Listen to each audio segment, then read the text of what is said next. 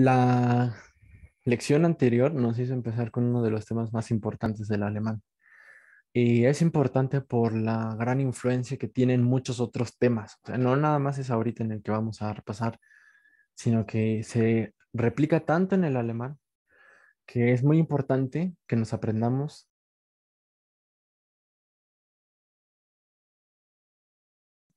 el género gramatical a diferencia del género biológico. No habla acerca de lo masculino y lo femenino como lo productor, ¿no?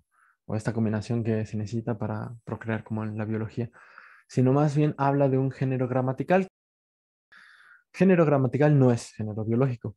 Eso hace que las cosas físicas, puedan tener cualquiera de los géneros que existen en alemán, que estos son tres, es masculino, femenino y neutro. A veces algunos libros ponen el neutro en medio, a veces ponen en el medio al femenino, pero normalmente se suele poner al masculino en primer lugar, porque normalmente es el que lleva las palabras raíz o las palabras base. Bueno, el tema con el género es que las palabras van a tener uno. No van a tener dos géneros como tal, pero lo que podría ocurrir es que haya palabras que en ciertos lugares la digan masculino y en otros lugares la digan neutro, por ejemplo. O ciertas palabras que si es neutro significa una cosa, pero si es femenino significa otra cosa, y si es masculino quizás significa otra cosa.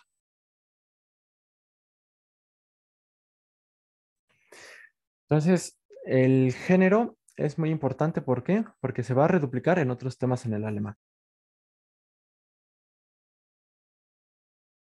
Decimos que cada cosa tiene alguno de los tres géneros. Hay que sabernos. Por ejemplo, mesa en alemán, Tisch, es masculino, der Tisch. Cama en alemán es neutro, das Bett. Y lámpara en alemán es femenino, die Lampe. Una de las cosas por las que necesitamos saber esa información es para sustituir toda la palabra, el objeto del que estamos hablando, más su artículo, si lo llegara a tener, con una sola palabra. ¿Por qué hacemos esto? Porque necesitamos no estar repitiendo tanto la misma expresión, la misma dilampe. Por ejemplo, si ya está en nuestro contexto en la frase, ¿cuánto cuesta la lámpara?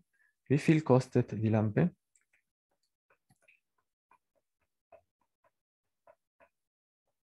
Al ya haber aparecido en nuestro contexto, repetirla en algunos casos podría ser demasiado. Entonces podemos ya no decir todo la lámpara cuesta, die Lampe kostet, que también se puede hacer, obviamente. O sea, no es una prohibición, pero es para, y aquí dices cuánto cuesta, pero es para economizar un poquito el lenguaje y que no suene tampoco tan repetitivo. Entonces, es la lámpara cuesta, en lugar de decir la lámpara, decimos ella. ¿Por qué? Porque vimos que se sustituye según el género que tenga. Si es femenino, se va a sustituir con el pronombre personal femenino, ella, sie.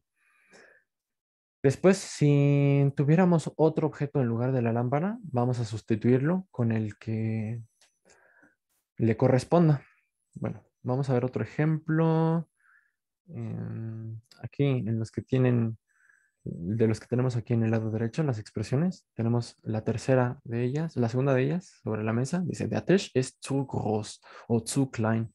La mesa es demasiado grande o demasiado pequeña. Entonces, por ejemplo, en contexto sería que una persona le diga a la otra esta expresión o esta opinión. Der Tisch ist zu groß, digamos. Y la otra asienta, pero en lugar de nada más decir ya, diga sí, ella es muy grande. O bueno, en este caso, él. ¿Por qué? Porque mesa es él en alemán, es masculino. Él, es zu groß, él es demasiado grande. Y por último, uno con neutro, un repaso con esta fórmula de Ich finde die Lampe, yo encuentro la lámpara. En lugar de decir die Lampe, vamos a poner das Bett para que tengamos un neutro. Entonces, ich finde das Bett, yo encuentro la cama. Ich finde das Bett zu klein. La cama me parece muy pequeña.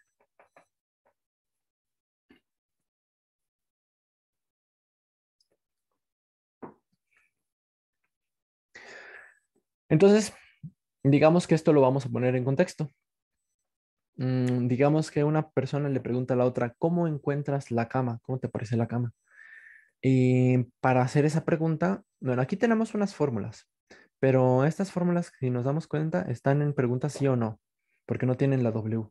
Pero nosotros queremos hacer una pregunta W porque no queremos saber si sí te parece bien o si sí te parece o si no te parece bien. Queremos saber cómo te parece. Entonces es una pregunta más extensa, no es un sí o no. Necesitamos una W. En este caso va a ser la de vi, la de cómo. ¿Cómo te parece? Va a ser wie findest, verbo en segunda posición, du, sujeto junto al verbo, la cama, das Bett. Ich finde es zu klein. Yo la encuentro a eso, a la cama, que es neutro, demasiado pequeña. Ya para terminar con este repaso, vamos a ver, aquí hay una pregunta. Profesor, es justamente, a eso íbamos. ¿Cómo identificamos cuando es neutro masculino y femenino? Es un poquito difícil esta pregunta porque, una, porque ya tenemos tres géneros, ya no es como en español que tenemos dos, ya se pone un poquito más complicada la cosa. Dos, porque a diferencia del español, por ejemplo, la división no es tan ortográfica. Sí, pero no siempre. No es como en español que si termina con A es femenino. Si no termina con A, entonces no es femenino, o sea, es masculino. Claro, hay excepciones y hay un montón de reglas subordinadas y entonces no es tan fácil decirlo así, pero más o menos nos da un compás, una guía para una gran cantidad de palabras en español. Regla número uno, que tenemos el género biológico del sustantivo. Si estamos hablando de un hombre, por ejemplo, en la familia, un tío va a ser masculino. Si estamos hablando de una tía, va a ser femenino. Igual en los gentilicios. Y finalmente, en el caso de las profesiones, segunda regla, va a ser justamente esta, la ortografía. Por ejemplo, aquí ya tenemos dos, ¿no? Si termina con IN, se trata de un femenino, como Freundin, la novia o la amiga. Con R, por ejemplo, de mecánica, el mecánico. Entonces, ya tendremos ahí una. Vamos a poner otras. Hay un montón de reglas de terminaciones, ¿eh? Pero quiero ponerlas lo más importante. La terminación, les digo, les voy a dar algunas cuantas. Ya en la parte extra podríamos ver unas cuantas más, ya en el juego, en la práctica. Ya vimos R para masculinos, ya vimos IN para femeninos y ahora vamos a poner la terminación shen para neutros y también la terminación shen es, line, perdón, es para neutros. También vamos a ver terminaciones con femeninos, por ejemplo la E, que es de los más populares. Con femeninos también tendríamos el IN, entonces esas serían las más populares. Y por último, una de masculinos, ya tenemos la ER. Una regla que tiene bastantes excepciones, la voy a poner, es cuando la palabra termina en consonante. Y además, podremos especificarlo un poquito más. Es raíz de un verbo, es entonces, o de una palabra que puede ser un verbo, es masculino.